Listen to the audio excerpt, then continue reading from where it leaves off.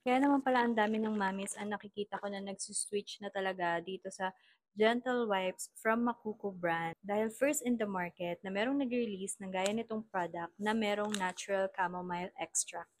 Yes, and yung chamomile extract, it is known to give a soothing and relaxing and calming effect, 'di ba, sa ating katawan. So, kung yun ang ilalagay mo sa product like wipes, then yung effect niya, mga mamis, is mas calming and soothing and hindi nakaka-irritate sa ating mga balat. So, perfect ito sa mga sensitive skin and pwede rin sa ating mga babies. So, ganito yung itsura niya, ganito yung lapad.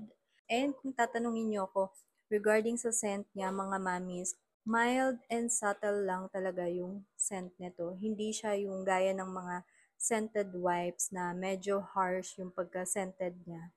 So, ito, mild lang siya mga mi, super fresh and ang bango lang. When it comes naman sa texture nung wipes, so meron kasing ibang wipes mga mamis, 'di ba, na kapag i-rub natin siya sa ating balat, may tendency na mag-iwan siya ng redness and irritation at meron din siyang gas-gas na feeling. So ito, 'di ba, kanina ko pa siya nire-rub ng ganyan pero wala man lang ako na-feel na kahit anong texture dito sa wipes niya. Sa isang pack na to mga mamis is 100 pieces na siya ng ganitong wipes. So, kung magta-travel kayo, perfect tong dalahin dahil ganyan lang siya.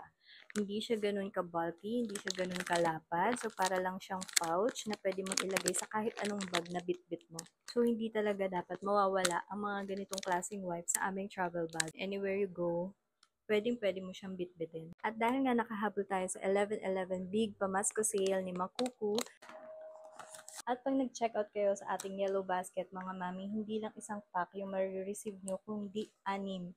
So, that's a total of 600 pieces ng wipes na meron na kayo. Kaya habang nakasale pa si Makuku, habol-habol na kayo mga mamis.